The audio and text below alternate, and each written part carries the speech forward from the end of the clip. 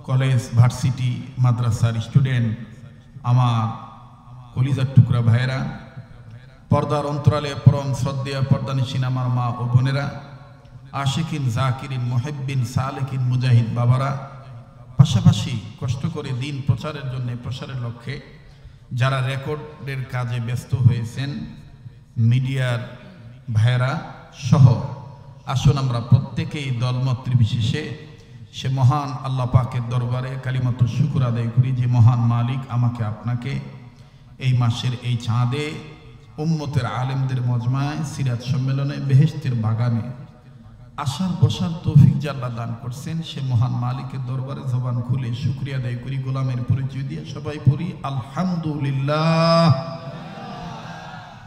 মানুষ যে পরিমাণ হয়েছেন, আওয়াজের দিক দিয়ে সে পরিমাণ স্বতঃস্ফূর্ততার প্রমাণ মিলে নাই। আজকে এখানে যিনারা আলোচনা করেছেন, আল্লাহ পাক প্রত্যেকের হায়াতের মধ্যে ভরপুর বরকত দান করেন। বলেন না আমিন। আরেকবার বলেন না আমিন। আরেকবার বলেন না আমিন। আলহামদুলিল্লাহ বললে কি জিহ্বা খাটো হয়ে যাবে? আল্লাহ ওয়ালাগণ বলেন, আল্লাহ পাক যে বান্দাদেরকে আলহামদুলিল্লাহ বলার তৌফিক দিয়ে থাকেন, এই বান্দাদের উচিত বেশি বেশি করে আলহামদুলিল্লাহ বলা। তাহলে আসুন না আরেকবার বলি আলহামদুলিল্লাহ। উম্মতের ওলামা ইকরামগণ আছেন, ওনাদের কাছে জিজ্ঞাসা করে দেখবেন, আমলের জন্য উদ্বুদ্ধকরণের লক্ষ্যে দিলের মধ্যে যেন আমলের জজবা পয়দা হয়, এই জন্য কথাটা বলছি। মুহাদ্দিসিনে কেরাম, মুফাসসিরিনে কেরাম, বুজুর্গ ওলামা ইকরামগণ বলেন, আল্লাহর কোনো বান্দাবান্দি যদি ইমানের সহিত কোনো প্রকার কোনো খানা খাদ্য খেয়ে যদি এতটুকুন বলে আলহামদুলিল্লাহ, আল্লাহ পাক সাথে সাথে তার জীবনের সমস্ত সগীরা গুনাহগুলি মাফ করে দেয়। তো সেই লক্ষ্যে সর্বাধিকভাবে শুকরিয়া আদায় করব কার? বলেন কার? তো বলেন আর একবার আলহামদুলিল্লাহ। এবার সে বিশ্ব নবীর পক্ষে দুরূদ শরীফ পাঠ করি, যিনি ডাক্তারদের ডাক্তার, যিনি মাস্টারদের মাস্টার, যিনি রাজনীতিবিদদের মধ্যে শ্রেষ্ঠ রাজনীতিবিদ, যিনি নেতাদের মধ্যে শ্রেষ্ঠ নেতা, যিনি বিশ্ব নেতা, যিনি নূরনবী, বিশ্ব নবী, আমার আপনার প্রেমের নবী, হাবিবি কিবরিয়া, সাইয়্যিদুল কাউনাইন, ইমামুল মুরসালিন, রাহমাতুল লিল আলামিন। আসুন সেই বিশ্ব নবীর পক্ষে দুরূদ শরীফ পাঠ করি, সবাই পড়ি সাল্লাল্লাহু আলাইহি ওয়াসাল্লাম। পরের নামাজান সাল্লাল্লাহু আলাইহি ওয়াসাল্লাম। সবকিছু শুরুতে জানতে চাই, প্রিয় কাহালুবাসী, বীর কেদারবাসী, প্রিয় বগুড়াবাসী, আমার বাবারা ভাইরা, আপনারা সবাই কেমন আছেন? আমি আপনাদের দোয়ার বরকতে আলহামদুলিল্লাহ ভালো আছি। আল্লাহ সর্বদিক দিয়ে ভালো রাখছেন। মনে অনেক ব্যথা, অনেক বেদনা ছিল, এবং আমরা গত 2 বছর আগেও অনেকেই চিন্তা ভাবনা করতাম ঢাকা থেকে যে বগুড়াতে কি ওপেনভাবে আর মাহফিল করতে পারবো, আর কি সেদিন আসবে না।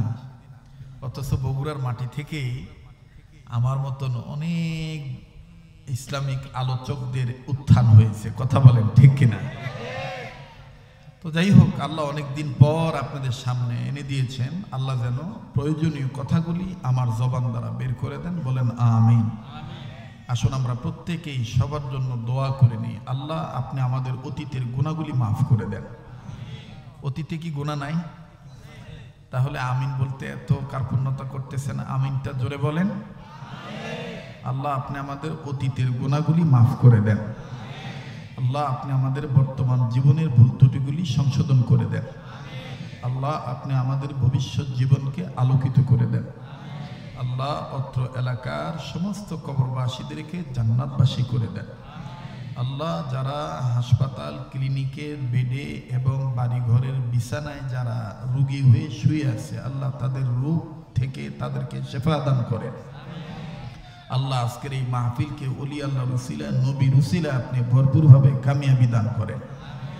মুহতারাম হাজিরিন, আমাদের হযরত মাওলানা বড় ভাই মুফতি বদরুল রশিদ সাহেব, তিনি আপনাদের কাছে পবিত্র কোরআনুল কারীমের 114 সূরার মধ্যে হাজার হাজার আয়াত হতে একটি আয়াতের অংশ বিশেষ আপনাদের সামনে আলোচনা করেছেন, একটা বিষয় আপনাদেরকে বুঝাইতে চাইছেন, যে বিষয়টা আমি অল্প সময়ে যেটা উপলব্ধি করেছি, যে সকল আদর্শ বাদ দিয়ে আমার চারিত্রিক আদর্শ, আমার রাজনৈতিক আদর্শ, আমার পারিবারিক আদর্শ, আমার সাংগঠনিক আদর্শ, আমার সামাজিক আদর্শ, একমাত্র এই আদর্শ মানতে হবে বিশ্ব নেতা নবী মুহাম্মদ রাসূলুল্লাহ সাল্লাল্লাহু আলাইহি সাল্লাম।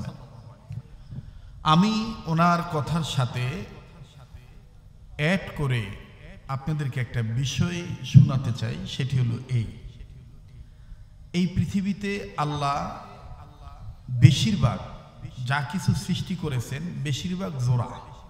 কথা বলেন কি? বলেন বলেন, একটু কথা বলতে হবে। বলেন কি? জোড়া না পোড়া? আবার কন, আরেকবার কন। কিভাবে? দেখেন, আল্লাহ পাক আমাকে দুইটা চোখ দিয়েছেন, আপনাকে দিয়েছেন? দিয়েছেন। একটা চোখ না দুইটা? জোড়া না বেজোর? জোড়া বলেন, জোড়া না বেজোর? জোড়া। এই চোখ দিয়েছেন কে? নাকি দুনিয়ার কোন নেতা যারা ইসলামী আন্দোলন পছন্দ করে না, যারা ইসলামী শরিয়া মানে না, শরীয়তের বিধান মানে না, তারা দিয়েছেন? জোরে বলেন, তারা দিয়েছেন। এই চোখ দিয়েছেন কে? আলাম নাজআল লাহু আইনাইন।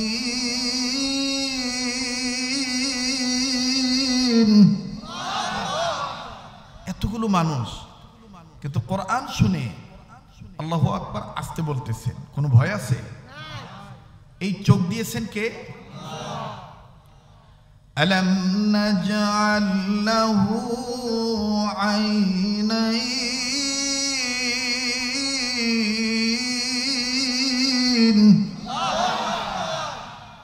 কোরআন শুনে আল্লাহু আকবার বলতে হবে, অথবা নারায়ে তাকবীর আল্লাহু আকবার স্লোগান দিতে হবে। এই নির্দেশ কোরআনে আছে না নাই? আল্লাহু আকবার কি জামাত ইসলামের স্লোগান? সরমনের পীরের একার স্লোগান? আল্লাহু আকবার সকল মুসলিম উম্মার স্লোগান। কথা বলেন ঠিক কিনা? এই আল্লাহু আকবার আওয়াজকে যারা জঙ্গিবাদের স্লোগান বলবে, যারা মৌলবাদীর স্লোগান বলবে, যারা মোল্লা তন্ত্রের মন্ত্র মনে করবে, তারাই হলো ইহুদি নাসারাদের আবিষ্কার করা সকল যন্ত্র। কথা বলেন ঠিক কিনা? মুহতারাম হাজরিন, আল্লাহু আকবার বলতে হবে, নির্দেশ কার? ইয়া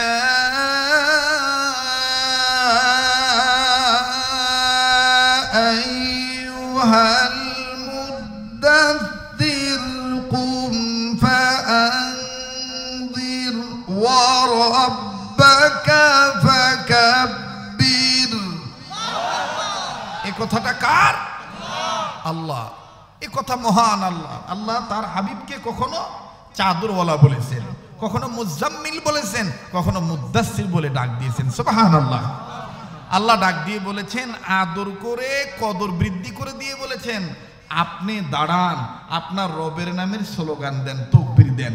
এখন আমরা যদি ইসলামী আন্দোলনের কর্মী হয়ে আমরা যদি আল্লাহর আইন আল্লাহর জমিনে বাস্তবায়নের লক্ষ্য পক্ষে নিয়ে জান্নাত নামক কক্ষে ঢোকার আশায় দুনিয়াতে যদি এই স্লোগান দেই, আর কেউ যদি প্রতিবন্ধকতা সৃষ্টি করে, রাম বাম চ্যাটার্জি মুখার্জি গঙ্গোপাধ্যায় চট্টোপাধ্যায় হরিদাস পাল ল্যান সেন বাবা বাবুদের রামের গোষ্ঠীর দালাল হয়ে এজেন্ডার বাস্তবায়ন করার লক্ষ্যে যদি আমাদের পক্ষে আঘাত দিয়ে আল্লাহর আইনের বিরুদ্ধে কথা বলে, নবীর আদর্শের বিরুদ্ধে কথা বলে, আমরা মুসলিম উম্মারা কশিন কালেও রাম বামের কাছে মাথা নত করে ইসলামী আন্দোলন করা থেকে পিছপা হতে পারবো না।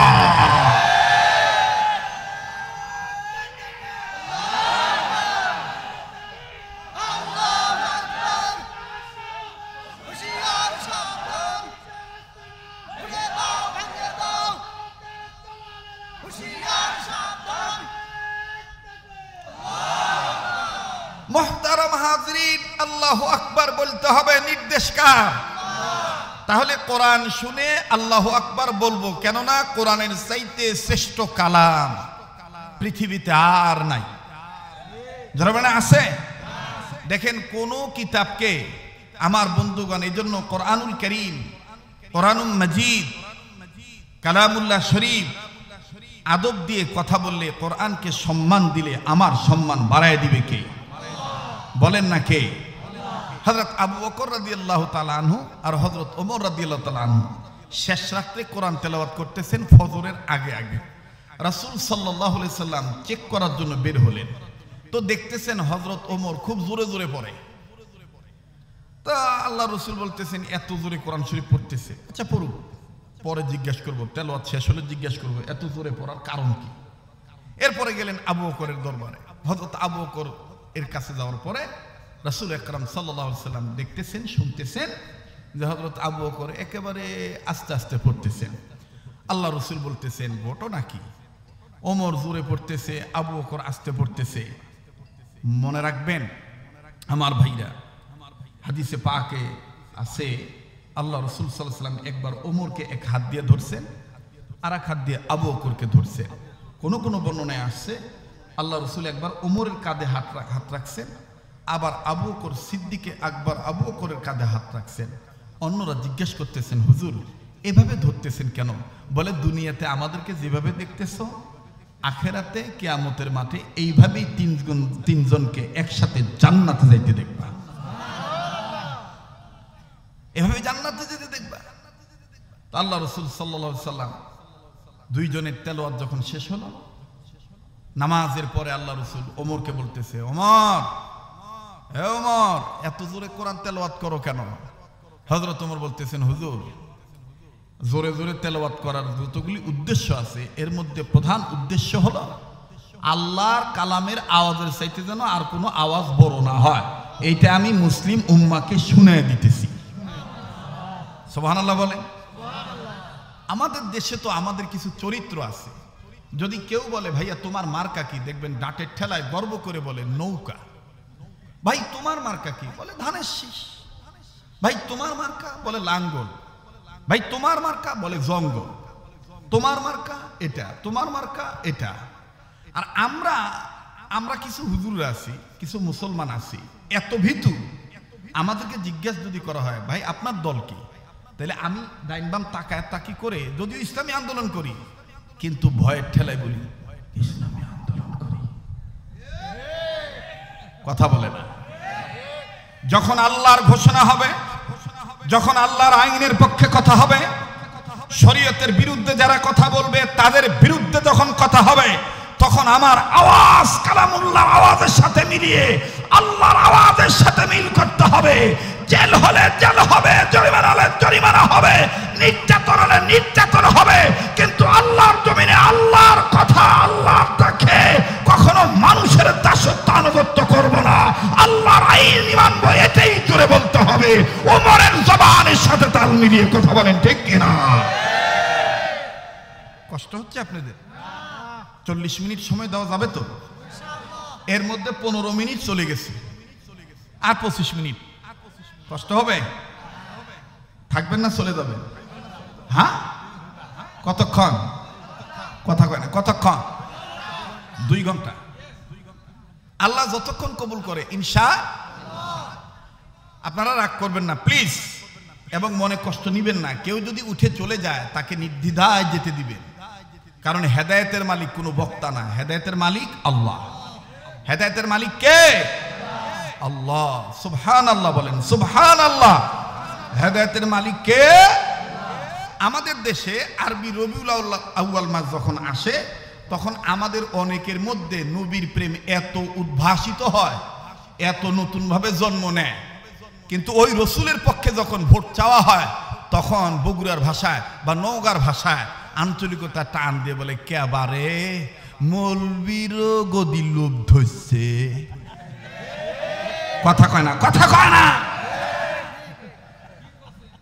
অনেকদিন পর আসছে, বুড়ো হয়ে গেছে, তাই না?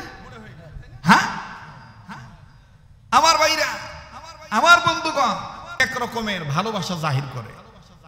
যার সুর ভালো সে সুর দিয়ে বলে, ত্রিভুবনের প্রিয় মুহাম্মদ এলো রে দুনিয়ায়, আয় রে সাগর আকাশ বাতাস।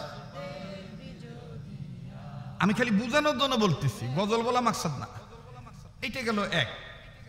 খুব খেয়াল করবেন, 2 নম্বরে যারা উর্দু জানে, যেমন নীলফামারী অথবা নওগাঁ জেলা একটা এলাকা আছে, বিহারি এলাকা, বগুড়াতেও আছে, প্রত্যেক জেলাতেই আছে। এই বিহারিদের মধ্যে যারা আবার আশিক রাসূল দাবি করে, ওরা আবার পাকিস্তানের উর্দু শিল্পীদের ভাষায় বলে, तेरे नस्ल पाक में है बच्चा बच्चा नूर का, तू है आईने नूर तेरा सब घराना नूर का। না আপনারা কথাই বলতে চাইতেছেন না। ওরা আবার উর্দুতে বলে, বগুড়ার ভাষায় বলে উর্দু মারিচ্ছে পারে, কথা কয় না। तेरे नस्ल पाक में है बच्चा बच्चा नूर का, तू है आईने नूर तेरा सब घराना नूर का। नूर वाला आया है, नूर लेकर आया है, छाड़े मैया देखो कैसा नूर छाया है। अस्सलातु अस्सलामु अलैका या रसूल अल्लाह, अस्सलातु अस्सलामु अलैका या हबीब अल्लाह। जब तो लोग ये चांद तारे झिलमिलाते जाएंगी, तब तो लोग जिसमें बलादत हम मनाते जाएंगी। না অসন্তুষ্ট হইতেছে, হ্যাঁ আগাবো বলবো। जब तो लोग ये चांद तारे झिलमिलाते जाएंगी, तब तो लोग जिसमें बलादत हम मनाते जाएंगी। नूर वाला आया है, नूर लेकर आया है, छाड़े मैया देखो कैसा नूर छाया है। अस्सलातु अस्सलामु अलैका या रसूल अल्लाह, अस्सलातु अस्सलामु अलैका या हबीब अल्लाह। এই গেল 2 নম্বর গ্রুপ। 3 নম্বর আরেকটা গ্রুপ আছে, যারা বিভিন্ন পীরের কাছে মুরিদ হইছে। ওরা আবার দেখবেন যে ঢোল তবলা নিয়ে কি কায়দা করে কয়, কোন সাধনে পাবো গো নবীজি আপনাই, গো নবীজি কোন সাধনে পাবো আপনাই। এই গেল 3 নাম্বার। 4 নম্বর আরেকটা গ্রুপ আছে। বেজার হইতেছেন নাকি? মানে আমি দাবিদারদের সত্য না মিথ্যা এটা ফুটে তোলার জন্য একটু ডাইনে বামে বলতেছি, কষ্ট হচ্ছে নাকি? একটু কথা বলতে নিষেধ করেন দাদা। কি এখানে কি গল্প করতেছেন নাকি দাদা? একটু কায়দা করে একটু সরে দাঁড়ান, ডিস্টার্ব দিয়েন না। অনেকদিন পর আসছি, একটু মন খুলে কথা বলতে দেন নাকি কর। এরপরে দেখবেন আর এক গ্রুপ আছে, কি কায়দা করে সুর দিয়ে কয়, আমি কেমনে পাবো নবীজি আপনাই, ও গো কামলি বহলা কেমনে পাবো নবীজি আপনাই। আমি কেমনে পাবো নবীজি আপনাই, ও গো কামলি বহলা কেমনে পাবো নবীজি আপনাই। আপোওয়ালা পাক জাতে পাঠাই দিলেন দুনিয়াতে, আপোওয়ালা পাক জাতে পাঠাই দিলেন দুনিয়াতে। নূরের বাতি দিলেন জ্বালায় সোনার মদিনায় গো নবীজি। আমি কেমনে পাবো নবী গো আপনাই, ও গো কামলিওয়ালা কেমনে পাবো নবীজি আপনাই। বললে সব হবে, গুনাহ হবে না, কথা সত্য, কিন্তু মতলব খারাপ। এজন্য একটু বলেন না, কথাটা বলেন না। আমি কেমনে পাবো নবীজি আপনাই, ও গো কামলিওয়ালা কেমনে পাবো নবীজি আপনাই। যুবক ভাইরা গলাটা ছাড়ো না, আওয়াজ দাও না, শয়তানকে ভাগাও।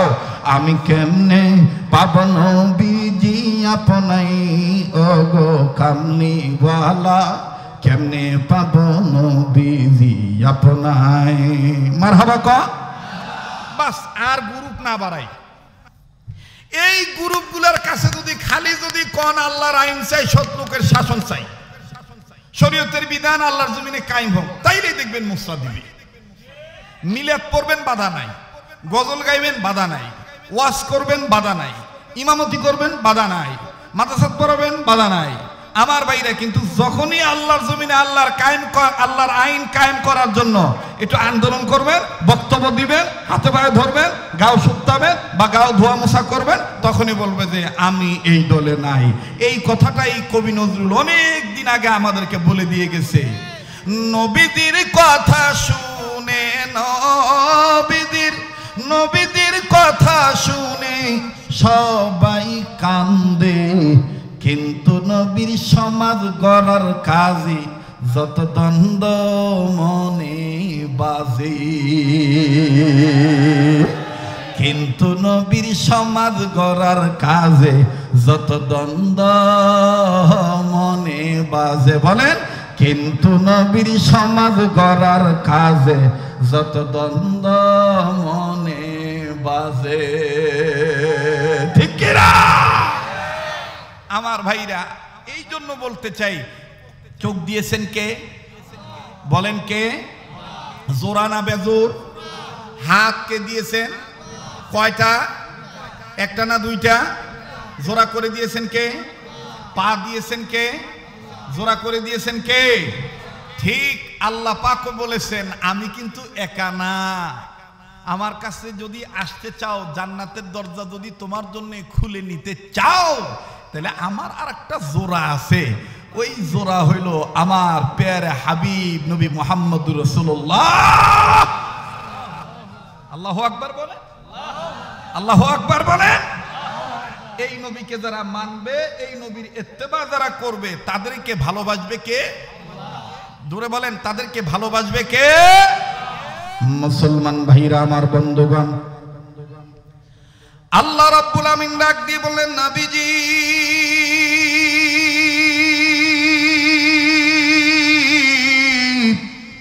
এই পৃথিবীর জমিনে যারা মানুষ রূপে জন্ম নিল, এই মানুষদেরকে আমি আল্লাহ রাব্বুল আমিন ভালো বানাবার জন্য নবী গো আমি আল্লাহ পাক জোড়া বস্তু নাজিল করে দিলাম দুনিয়ার জমিনে। নাম্বার 1, আমি আল্লাহ আমার পক্ষ থেকে কালামুল্লাহ কোরআন কারীম নাজিল করে দিলাম। দ্বিতীয় নম্বরে, এই কোরআনের আগে আপনাকে 1 নম্বর আমার হাবিব বলে আমি দুনিয়ার জমিনে নাজিল করে দিলাম। আরে ভাইরা, সম্মেলনে এসেছেন, বাজান কি শুনবেন? গভীর মনোযোগী হয়ে শোনা চাই ভাই গো। সাহাবায়ে কেরাম আম্মাজান আয়েশাকে প্রশ্ন করলেন, আম্মাজান আয়েশা রাদিয়াল্লাহু তাআলা আনহা, আপনি বলেন তো দেখি নবী মুহাম্মদের চরিত্র কেমন ছিল? নবীজির চরিত্র সম্পর্কে আপনি বর্ণনা দেন। আম্মাজান আয়েশা ডাক দিয়ে বললেন, সাহাবীরা রে, তোমরা আমার স্বামী মুহাম্মদ নবীর চরিত্র সম্পর্কে জানতে চাও? শুনিয়া নাও, শুনিয়া নাও, শুনিয়া নাও। আমি আয়েশা তোমাদেরকে বলে দিয়ে যাই, আমার স্বামী মুহাম্মদের চরিত্র কোরআনুল কারীম। আওয়াজ দিয়ে বলেন না সুবহানাল্লাহ? আরেকবার আওয়াজ দিয়ে বলেন সুবহানাল্লাহ। আম্মা আয়েশা ডাক দিয়ে বললেন, সাহাবীরা রে, মুহাম্মদ নবীর চরিত্র সম্পর্কে জানতে চাও? আমি আয়েশা তোমাদের বলে দিয়ে যাই, আমার স্বামী মুহাম্মদের চরিত্র কানা খুলুকুহুল কোরআন। আমার স্বামী মুহাম্মদের চরিত্র হলো কোরআনুল কারীম। তোমরা কি কোরআনুল কারীম চোখে দেখো না? এই কোরআনটাই তো হলো আমার স্বামী মুহাম্মদের চরিত্র। আরে বাবাজি, কোন কোরআনুল কারীম হলো নবীদের জন্য সিরাত গ্রন্থ, কোন কোরআনুল কারীম হলো নবীদের আদর্শ, কোন কোরআনুল কারীম হলো নবীদের চরিত্র। এই কোরআনুল কারীম সম্পর্কে আমার আল্লাহ ডাক দিয়ে বললেন, নবীজি পৃথিবীর জমিনে যারা মানুষ রূপে জন্ম নিল, এই মানুষ যদি আমার কোরআনের দিকে আগে আসে, আমি আল্লাহর আইনের দিকে যদি ধাবিত হয়, আমার ডাকে যদি তারা সাড়া দেয়, আমি আল্লাহ রাব্বুল আমিন তাদের দুইটা জিনিস পুরস্কার দেব। ওয়াল্লাহু ইয়াদউ ইলাল জান্নাতি ওয়াল মাগফিরাতি বিইজনিহি ওয়া ইউবাইয়িনু আয়াতিহি লিন-নাস।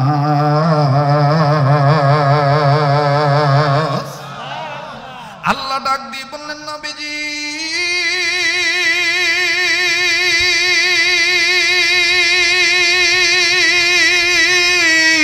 পৃথিবীতে যারা মানুষের জন্ম নিল, এই মানুষগুলি যদি আমি আল্লাহর আহ্বানে সাড়া দেয়, আমি আল্লাহ রব্বুল আলামিন তাদের দুইটা জিনিস পুরস্কার দেব।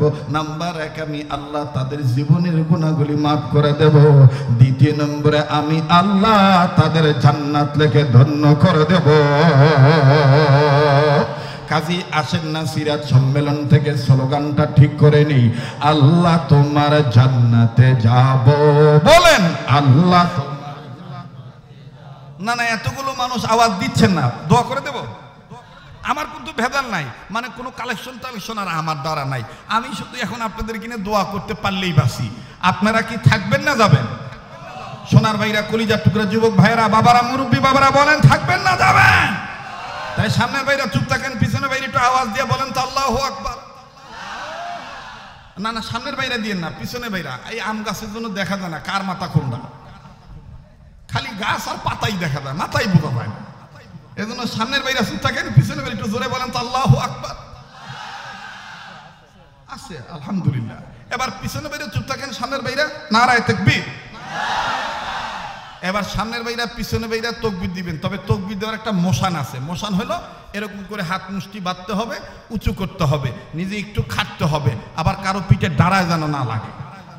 একটু 2 হাত তোলেন তো বাবা, হাত তোলেন তোলেন তোলেন। মাশাআল্লাহ, আল্লাহ তুমি দেখো কে কে তুলে নেই।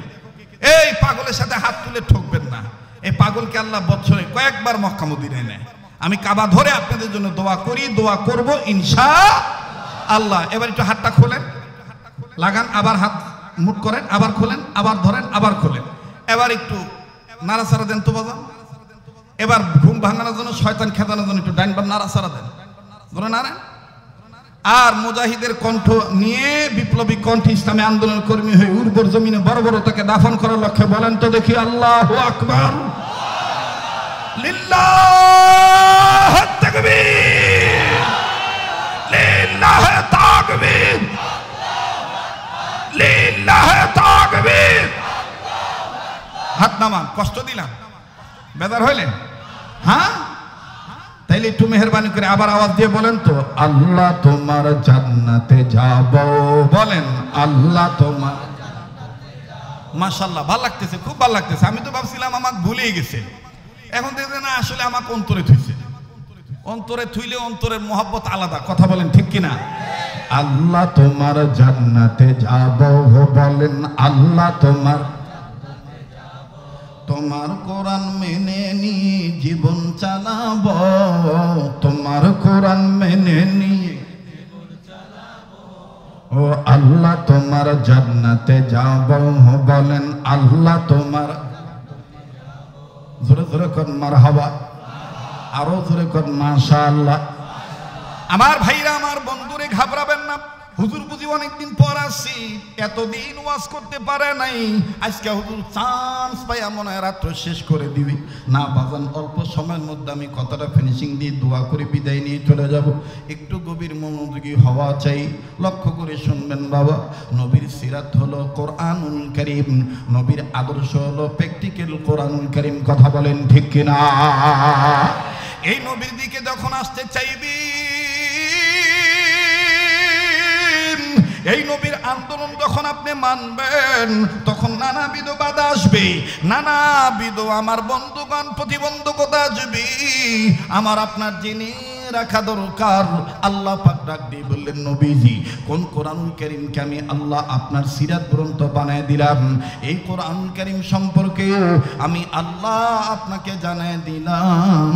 মহান রব বলেন সূরাতুজ জুমারের 41 নম্বর আয়াত দ্বারা আল্লাহ জানালেন, ইন্না আনজালনা আলাইকাল কিতাবা লিন্নাসি বিল হক فمن اهتدى فلنفسه ومن ضل فإنما يضل عليها وما أنت عليهم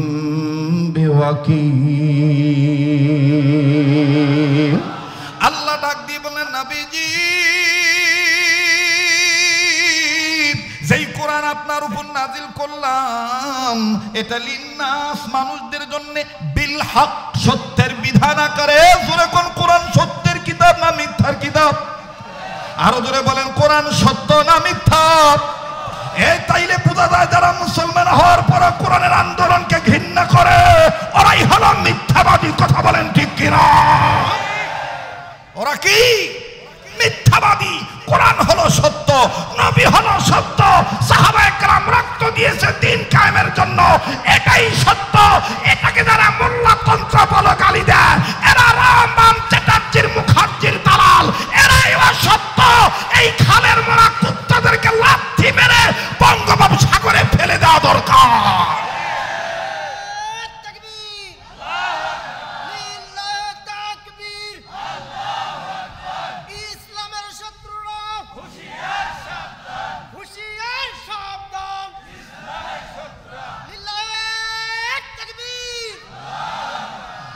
মোহতারাম হাজিরিন, আপনাদের উর্বরতা দেখে খুব ভাল লাগতেছে।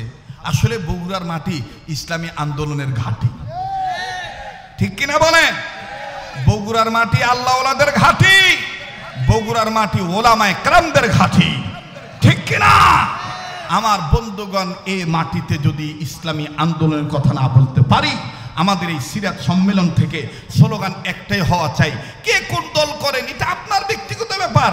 আগামীতে যখন ভোট দেওয়ার সময় আসবে, সুযোগ যখন পাবই, তখন আমাদের স্লোগান একটাই হওয়া দরকার, এবারে ভোট দেব ভাই সেই মানুষের যে মানুষ পক্ষে থাকে আল কোরআনের। এবারে ভোট দেব ভাই সেই মানুষের যে মানুষ পক্ষে থাকে আল্লাহ হাদিসের। এবারে ভোট দেব ভাই সেই মানুষের যে মানুষ পক্ষে থাকে আল কোরআন।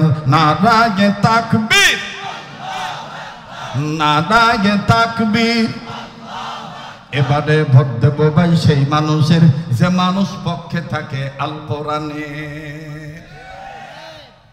খাপে খাপে মিলে যাচ্ছে যে, ঠিক আছে না? চলবে? আমি ভাই ছোট মানুষ, ওই যে বড় ভাই বলে গেছে, আমাদের ওয়াজ করা দেখেই এর ভিতরে একটা আশা যাচ্ছিল বক্তা হন। আসলে সত্যি বক্তা যে জীবনে হতে পারবো বা কথা যে বলতে পারবো এটা কোনোদিন মানে চিন্তাও করি নাই, বুঝতে পারছেন? এই বড়রা মহাব্বত করছে, ভালোবাসছে, বড়দেরকে মহাব্বত করবেন, সেটা আলিয়ার আলেম হোক আর কওমির আলেম হোক, বড়দের দোয়া কখনো বিফলে যায় না, ঠিক কিনা বলে? মানুষের দোয়া, এ দোয়া আলাদা একটা সম্পদ। আল্লাহ তাআলা আমাদের সবাইকে কবুল করে, আবার বলে না আমিন। তো ইসলামের পক্ষে আসতে গেলে, বাস্তব সিরাত গ্রন্থ কোরআন মানতে গেলে বাধা আসতেই পারে। এজন্য কি ইসলামী আন্দোলন করা বাদ দেব? জনগণ বাদ দেব? তাইলে যুবকদেরকে লক্ষ্য করে একটা ঘটনা শোনাই। এটা অনেকে শুনছেন অথবা নাও শুনতে পারেন। আমার ভাইরা, মক্কায় বিল পাস হয়ে গেল।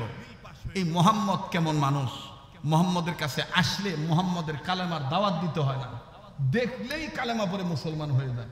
অতএব সিআইডি লাগাতো, মোহাম্মদকে দেখায় দেয় কে কে, ওদেরকে আগে ধর, ভাই ভাই কথা না বলি, ওদেরকে আগে একটু দেখায়, ওদের আগে বিচার কর।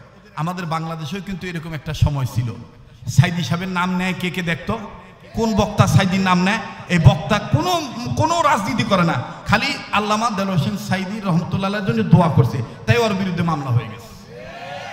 দেখতো মামুনুল হকের নাম কে কেনে, ফয়জুল করিমের নাম কে কেনে, ইসলামী আন্দোলনের কথা কে বলে, আল্লাহর জমিনে আল্লাহর আইন চাই এই কথাটা কে বলে। দেখতো এই বক্তা এরাই জঙ্গি, এরাই জঙ্গি। কাকা, জঙ্গি জঙ্গি ভাব আর এটা বাংলাদেশে খাবে না।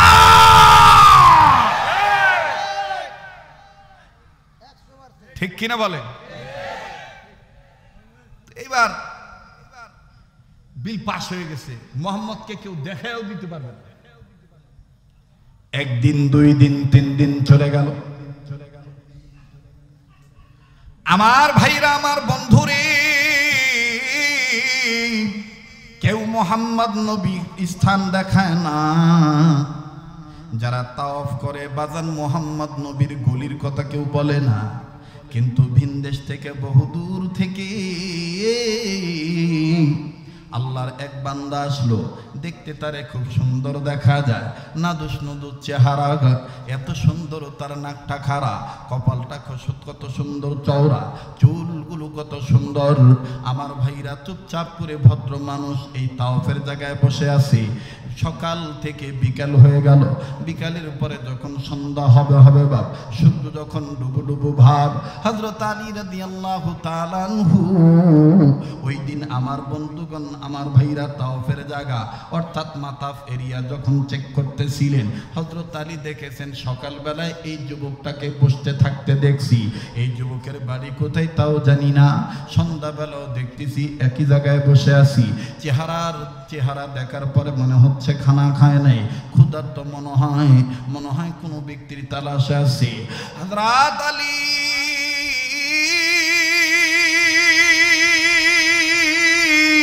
আস্তে করে লোকটার কাছে যাইয়া ডাক দিয়ে বলে, ভাই তোমাকে সকালেও দেখছি এক জায়গায় বসাও, বিকাল বেলাও দেখলাম এক জায়গায় বসা, আবার সন্ধ্যা গনিয়ে আসতেছি এখানেও দেখতেছি একই জায়গায় বসাও, ভাইজান তুমি মনে হয় কোনো কিছু খাও নাই?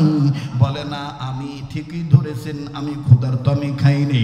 হযরত আলী ডাক দিয়ে বলে, মনে যদি কিছু না নেন আমার দাওয়াত গ্রহণ করেন, আমার বাড়ির মেহমান হইয়া যান।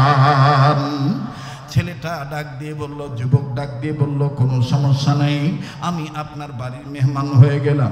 এবার বাড়িতে নিয়ে যাওয়ার পরে দস্তরখানা যখন বিছায় দেওয়া হলো, খাবার পরিবেশন করা হলো, খানা খাওয়া যখন শেষ হয়ে গেল, হযরত আলী ডাক দিয়ে বলতেছেন, যান আপন জায়গায় চলে যান, আমার মাকসাদ ছিল আপনাকে খাওয়ানো, আপনার মেহমানদারি করানো, যান এখন আপনি যেতে পারেন। এবার আমার বন্ধুগণ যুবক চলে গেলেন। ওই রাত্র যখন আমার বাইরা শেষ হয়ে গেল, হযরত আলী রাদিয়াল্লাহু তাআলা আনহু পরের দিন আবার সন্ধ্যাবেলায় ওই একই জায়গায় যখন হযরত আলী নজর দিলেন, নজর করে দেখতেছেন ওই বালক, ওই যুবক ওই জায়গায় বসে আছেন। হযরত আলী বলে, ব্যাপার কি? গতকালকেও যেখানে বসা ছিল আজকেও দেখতেছি ওখানে বসা আছে, যাই তো দেখি ব্যাপার কি, ঘটনা কি। কাছে যায় আবার ডাক দিয়ে বলে, ভাইয়া গতকালকে খানা খেয়েছিলেন, এরপরে কি আর কোনো খানা খাদ্য আপনার পেটে গিয়েছে? আপনি কি কোনো আহার করতে পেরেছিলেন নাকি না খেয়ে আছেন, ক্ষুধার্ত অবস্থায় আছে? বলে, হ্যাঁ আমি ক্ষুধার্ত অবস্থায় আছি, আপনি খাওয়াইছেন, এরপরে আর কোনো খানা খাদ্য পাই নেই। বলে, তাইলে আপনি আজকে আমার বাড়ির মেহমান হয়ে যান, আজকে আমার বাড়ির দাওয়াত গ্রহণ করেন। এবার বাজান রে, এই যুবক ডাক দিয়ে বলতেছেন, ও বাড়িওয়ালা, ও দাওয়াত দেনওয়ালা, আমি আপনার পরিচয়টা জানতে চাই, আপনার নাম কি আপনি বলেন না? হযরত আলী ডাক দিয়ে বললেন, আমার নাম আলী। যুবক ডাক দিয়ে বলে, কোন আলী? তুমি কি সেই আলী? তুমি কি ফাতেমার স্বামী? তুমি কি রাসূলুল্লাহর মেয়ের জামাই? হযরত আলী বলে, মুখ দিয়ে কয় নাই, আতঙ্ক, মানে এখন কথা বলা দেখলেও ঝামেলা। মুসলমান ভাইরা আমার বন্ধু খুব খেয়াল করবেন। হযরত আলী বলে, হ্যাঁ আমি সেই হযরত আলী। কষ্ট হচ্ছে নাকি আপনার? দোয়া করে দেবো? হ্যাঁ চলবে, এটা জাগনা হওয়া লাগবে ভাই। আজকের মাহফিল আপনারা বলবেন চলবে, আজকের মাহফিল না বা আওয়াজ নাই, আজকের মাহফিল কতক্ষণ চলবে?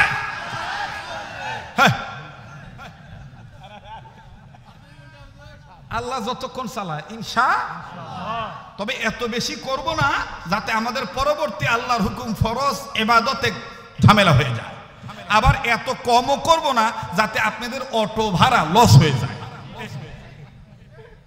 দুইটা সামঞ্জস্য রেখে আপনাদেরকে বিদায় দেব ইনশাআল্লাহ। মুহতারাম হাজিরিন, মুসলমান ভাইরা আমার বন্ধু, হযরত আলী যখন বললেন আমি সেই আলী, এবার লোকটি কান্দে, যুবক কান্দে, ডাক দিয়ে বলে, আমার কপাল কত ভালো, আমি আলীর বাড়ির মেহমান, নবীর মেয়ের স্বামীর দস্তরখানায় বসবো। এবার হযরত আলী বলতেছে আমার পরিচয় জানলেন, আপনার পরিচয় পরে আমি জানবো, আগে আমি আপনাকে খাওয়ায় নেই। এবার বাদান্ডে ওই দিনের মতন যখন ওই দিনের ন্যায় দ্বিতীয় দিনও খানা খাওয়ানো হলো, খানার শেষে হযরত আলী ডাক দিয়ে বললেন এখন আপনি চলে যেতে পারেন, তবে চলে যাওয়ার আগে আপনি আমার পরিচয় জানছেন, আপনার পরিচয় একটু একটু বললে আমি খুশি হইতাম। লোকটি ডাক দিয়ে কয় আলী রে, আমার নাম আবু যর গিফারি। বলে তোমার নাম আবু যর গিফারি, কেন এই জায়গায় আসছো? বলে আলী রে, আমার নাম আবু যর গিফারি, তোমাকে আমি একটা কথা জিজ্ঞেস করব, বলবো অতি তাড়াতাড়ি। এবার হযরত আলী বলে কিসের এত পারাপারি? তোমার নাম আবু যর গিফারি, কি তুমি জিজ্ঞেস করবা? যাহা বলবো তাড়াতাড়ি। কেন তুমি করতেছ এত পারাপারি? কান লাগান, দেখেন কি ওয়াজ করে আব্দুল খালেক শরীয়তপুরি। আসলে পুরানসল বাতে পারে, ঠিক না? পুরানসল বাতে পারে না? বাতে পারে। মুসলমান ভাইরা আমার, হযরত আলীর হাতটা ধরে দেন, হুজুর তো হাতটা দেন, আমরা হাত ধরলেও সব হবে। বা আমরা গরিব মানুষ তো, ওনার হাতটা ধরলেও আল্লাহ বড় লোক বানায়, ঠিক আছে না? লক্ষ্মীরা হাত ধরছি। তো এইবার হযরত আলীর হাতের সাথে হাত আবু যর গিফারি লাগায় বলে আমার নাম আবু যর গিফারি। বলে আপনি এই জায়গায় কেন 2 দিন ধরে এক জায়গায় বসে আছেন? ডাক দিয়ে কয় আলী রে,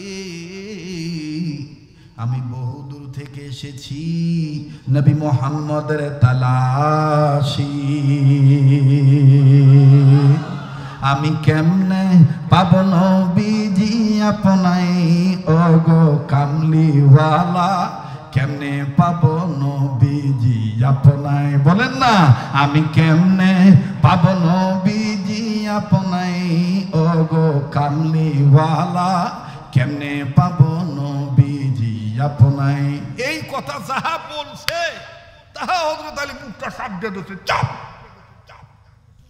এইটা যদি খালি মক্কার নেতারা জানে, তোমাকে মারবে, আমাকে মারবে। তুমি কি জানো না মোহাম্মদ নবী কোথায় আছে? ওনাকে ওনার স্থানটা জিজ্ঞাসা করাটাও অপরাধ। আবু যর গিফারি বলতেছে হ্যাঁ, আমি এসে উপলব্ধি করতে পারলাম, আমি বুঝতে পারলাম, অনুধাবন করতে পারলাম, সব শুনশান অবস্থা, কেউ কোনো কথা কয় না। কয়েকজনকে জিজ্ঞাসা করলাম, সবাই খালি কয় চুপ চুপ চুপ। ওই দেখেন নাই কত গত গভর্নমেন্টের আমলে আমরা বক্তারা ওয়াজ করার আগেই থানার থেকে প্রশাসন যায় আমাদের সাথে ভাতও খাইতো, আলু খাইতো, গরুর গোস্ত খাইতো, সবই খাইতো। খায় ডাক দেখা হুজুর দেখে শুনে ওয়াজ করবে। বোঝেন তো আমরা পড়ার চাকরি করি, কথা বলবেন না, মানে এমন একটা অবস্থা। তো হযরত আলী বলতেছেন যে আবু যর গিফারি বলতেছে কয়েকজনকে জিজ্ঞেস করেছি, সবাই বলছে চুপ, তোমার দান্দা তুমি থাকো, মুহাম্মদ কোথায় থাকে আমরা জানি না। হযরত আলী বলে ওরা জানে কিন্তু বলবে না। কেন? ওরা আবু জাহেল, উতবা, সাইবাকে ভয় পায়। আবু যর গিফারি বলতেছে আলী, তুমিও কি তাদেরকে ভয় করে নবীর জায়গার কথাটা গোপন রাখবা? আমি তো জেনেছি দূর থেকে তুমি আল্লাহ প্রদত্ত ইসলামের জন্য অতুলনীয় একটা সৈনিক, একটা বাঘ। আসাদুল্লাহিল, বলেন আসাদুল্লাহিল গালিব। আমি তো জেনেছি, আমি শুনেছি, তুমি কি এরপরও তুমি গোপন করবা? হযরত আলী বলেন আমি গোপন করব না। এবার আবু যর গিফারি ডাক দিয়ে বলে যদি গোপন না করো তাহলে বলো না আমি মুহাম্মদের কাছে যাব কোন দিক দিয়া? হযরত আলী ডাক দিয়ে বলেন আবু যর গিফারি, মুহাম্মদের দরবার আমি তোমাকে দেখাই দিতে পারবো না, তবে শুনে নাও আলী, শুনে নাও আবু যর গিফারি, আমি একটা কাজ করব, এই কাজের দ্বারা তুমি বুঝে নিবা ওই জায়গায় মুহাম্মদ নবীর বাড়ি, ওই জায়গায় মুহাম্মদ নবী আছে। আবু যর গিফারি বলতেছেন বলেন বলেন আপনি কি করবে? হযরত আলী ডাক দিয়ে বলতেছেন ভাইজান, আমি ঘরের মধ্যে কয়েকটা পাথর আমার হাতের মুঠের মধ্যে নিয়ে নিলাম, তুমি আমার পিছে পিছে যাইবা, আমি তোমার আগে আগে যাব। যাহা মাত্র আমি মুহাম্মদ নবীর বাড়ির গলির কাছাকাছি যাব, আমি আমার ডাইন হাত থেকে পাথরগুলো ফেলে দেব, যেই দিকে ফেলে দেব তুমি পিছন দিকে বুঝা নিও এইদিকে মোহাম্মদ নবীর বাড়ি। শুনিয়া লাও ও আমার প্রিয় ভাই আবু যর গিফারি।